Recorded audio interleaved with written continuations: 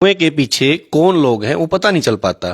कारण क्या है कि बहुत सारे युवा साथियों को ये लगता है कि ये भी साधु संत सही होगा। अब अंदर क्या चल रहा है वो क्या है उसको कैसे परखें? ये तो बात ही नहीं है जो आप बात कह रहे हैं कि पता नहीं चलता। क्यों नहीं पता चलता? सरेआम आजकल फोटो डाली जाती है, वीडियो डाली जाती है, प्रचार प्रसार नशे का किया जाता है। तो आप करिए मुकदमा उनके खिलाफ, ताकि हमें भी लगे कि जो हिंदूवादी सरकार है, जो भारतीय जनता पार्टी की सरकार है, वो वाकई हिंदुत्व और भगवे को बचाने का काम कर रही है। अगर आप ये सब कुछ देख रहे हो और इनके ऊपर कोई सख्त कानून, कोई सख्त धारा नहीं लगाते, तो क्या है मतलब इसका? साध्वी जी, पहले प्राचीन काल में क्या होता था, आश्रमों के अंदर शिक्षा दी जाती थी, चाहे वो हथियार की शिक्षा हो, ज्ञान की शिक्षा हो। इवन देन जो राजा महाराजाओं के बच्चे होते थे वो भी वहां शिक्षा ग्रहण करते थे एक आम नागरिक की तरह। आज जो बड़े बड़े मठ बन गए हैं, आश्रम बन गए हैं, वो हमारे देश को क्या दे रहे हैं? मैं तो बड़े बड़े मठाधीशों को भी कहना चाहती हूँ कि आओ, उठो, जागो, इस देश के युवाओं को, इस देश की संस्कृति को और भारतीय संस्कृति को वापस फिर, जैसे गुरुकुल परंपरा है, सनातन परंपरा है, या मठ मंदिरों की जो जमीनें हैं, जो संपत्ति है, आओ इस देश के काम लेके आए। ऐसी पहल हम लोगों को करनी चाहिए। आपने भारतीय जनता पार्टी की बात की, वो हिंदुत्ववादी हैं। बात धर्म की होती है, लेकिन उसके पीछे फिर राजनीतिक फायदा निकालने की बात करते हैं। चाहे मुस्लिम हो, चाहे हिंदू हो, चाहे सिख हो, ईसाई हो, जितने भी नेता हैं वो इस धर्म का आड़ में अपने वोट बटोरने का काम करते हैं। योगी आदित्यनाथ जी ने कितनी खूबसूरत बात कही। चाहे मोहर्रम हो और चाहे कावड़ यात्रा, दोनों के दौरान सख्ती बरती जाएगी। जो उल्लंघन करेगा कार्रवाई की जाएगी। फिर हरियाणा के मनोहर लाल खट्टर जी चुप क्यों? क्या कावड़ हरियाणा से नहीं जाती? यूपी, केवल यूपी के लोग कावड़ नहीं उठाते, पंजाब के लोग भी कावड़ उठाते हैं। तो मैं चाहती हूँ कि हर प्रदेश का मुख्यमंत्री खुल के इस तरह से बोले। बात आती है जी, मतलब राजनीतिक फायदा नहीं उठाना चाहिए। कई मंदिर ऐसे हैं जहां शराब चढ़ाई जाती है, कई मंदिर ऐसे बताए जाते हैं सावनों में भाई दूध चढ़ाना है। कुछ साधु संतों ने इसका विरोध भी किया, भाई दूध आप गरीब आदमी को पिला दो, दूध चढ़ाने से भगवान कोई भूखा थोड़ा ही है। मतलब ये परंपराएं कैसे चली? ये औषधियां, फल फूल, दूध, ये हमारी परंपराएं रही हैं, इसको हम नहीं मिटा सकते। लेकिन जहां तक आप शराब की, नशे की या इस तरह की धूम्रपान की अगर बात करते हो, तो जगरूप जी केवल बात नहीं, इसके खिलाफ तो एक बड़ी मुहिम, बड़ा मोर्चा, सख्त कार्रवाई करनी पड़ेगी। आप आज की डेट में सोशल साइट खोलिए और सोशल साइट पर देखिए कि 50 से 100 महिलाएं देवी की चौकी लगाती हैं। कई पुरुष भी देवी की चौकी लगाते हैं और उस चौकी की आड़ में बाल खिंडाना, कूदना, पाखंड करना, चाकू छुरे निकालना, ओपरी प्राई का इलाज करना, लाखों रुपए चढ़ावा चढ़वाना, और थोड़ी ही देर बाद फिर वो अपना स्वरूप बदलकर 3-3, 4-4 बच्चों की माँ है, अपने पति को छोड़ दिया है, और वो कभी उनमें काली आ जाती है, कभी दुर्गा आ जाती है। तो ये क्या दर्शाता है? ये समाज को क्या बताता है? ये प्रदर्शन क्या हिंदुओं को कमजोर नहीं करता? ये प्रदर्शन आपको नहीं लगता हमारे धर्म और संस्कृति को नुकसान करता है? ये प्रदर्शन वो प्रदर्शन है कि जो हमारे देवी देवताओं के ऊपर शक पैदा करता है कि क्या हिंदुओं के देवी देवता ऐसे हैं? इस तरह से शरीर में प्रवेश कर जाते हैं।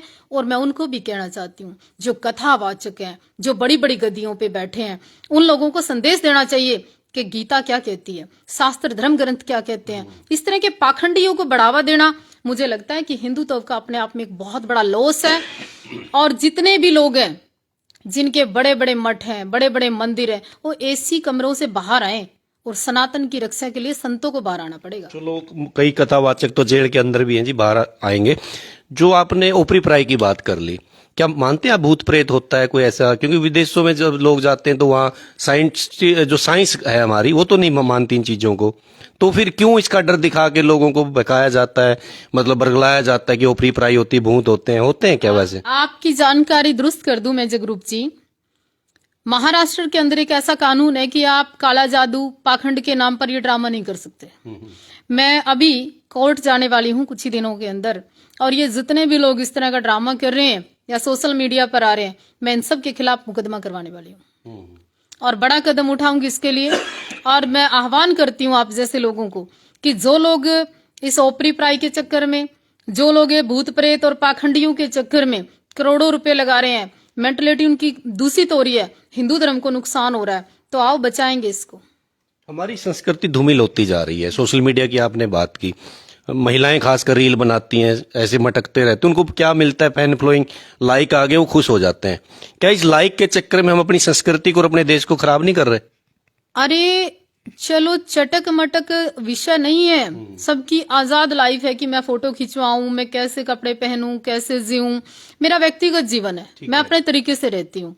पर धर्म की आड़ में मीन्स के मेरे में देवी आ गई, बाल खिंडाना, आशीर्वाद देना, ऐसे चढ़ावा चढ़वाना, या फिर देवी स्वयं देवी काली प्रकट होगी, या इस तरह के जागरण के नाम पर इस तरह से नाचना और ऐसा प्रदर्शन, मतलब कभी कभी तो खूब दुख होता है कि आज आप इंस्टाग्राम पर जाओ, 100, 200, 500 महिलाएं कंपटीशन में चौकियां लगा रही हैं। बिल्कुल। कुछ सब पत्रकार साथी भी हैं, यूट्यूबर जैसे, भाई अपनी टीआरपी के चक्कर में वाहियात चीजों को परोसने का काम करते हैं, क्योंकि पत्रकार का काम ये नहीं होता, समाज को आईना दिखाना होता है।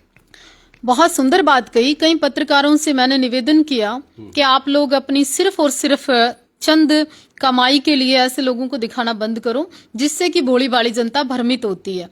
दूसरा, मोखरा कांड आपने देखा, बिल्कुल। मोखरा के बाद सोरखी पहुंच गई, सोरखी के बाद असोदा पहुंची, असोदा के बाद जिस लेडी के पांव का घाव खुद वो ठीक नहीं कर पाई, खुद तो जाती है हॉस्पिटल फैसिलिटी के लिए और आम गरीब जनता को कहती है झाड़े लगवा लो। तो कितना भ्रम है इस पब्लिक में। मैं कहती हूँ जागो, अपना इलाज तो हॉस्पिटल में और पब्लिक का इलाज झाड़े से। तो ये लोग क्यों नहीं समझ पा रहे? मेरे समझ में नहीं आता कभी कभी कि जो एक अच्छी पत्नी नहीं हो सकती, जो अच्छी माँ नहीं हो सकती, जो अच्छी बहन भी नहीं हो सकती, वो एक अच्छी साध्वी कैसे हो सकती है? ठीक बात है। वो देश और समाज को क्या दे सकती है जो अपनी व्यक्तिगत चीजें त्याग नहीं कर सकती? तो कैसे बदल सकते हैं हम इसको? क्योंकि समाज को कैसे जगा सकते हैं? ऐसा कौन विरला व्यक्ति आएगा जो समाज को जगाने का काम करेगा? आप, हम और हम सब, और इस देश के कुछ कानून जो इतने लचीले हैं। पूनम पंडित जैसी लेडी आती है, संघ को, पूरे संघ को ना मर्द कहकर चली जाती है। हरियाणा वाले कुछ लोग उसको बुलाते हैं, पटका पहनाते हैं और उस कांग्रेसी नेता को बढ़ावा देते हैं। क्या खुश हो जाते हैं लोग जब वो इतने बड़े संघ के लोगों को नामर्द कहती है? ऐसे चैनल क्या सिर्फ टीआरपी बटोरते रहेंगे कि और नामर्द भाषा का प्रयोग होता रहेगा? तो ऐसे लोगों को सुधारना पड़ेगा। जी। तो ये थे साध्वी देवा ठाकुर जी। समाज को, राष्ट्र निर्माण को किस प्रकार हम अपना योगदान दे सकते हैं, किस प्रकार हम आगे बढ़ सकते हैं, क्योंकि समाज से पाखंड को खत्म करना होगा। और जो नशा की तरफ हमारा युवा जा रहा है, भगवान के नाम पे, त्योहारों के नाम पे, उसको खत्म करना होगा, क्योंकि देश हमें देता है सब कुछ, हम भी तो कुछ देना सीखें। इस भाव से राष्ट्र निर्माण में हर साथी की भूमिका होनी चाहिए। टुडे न्यूज के लिए जगरूप सिंह की रिपोर्ट।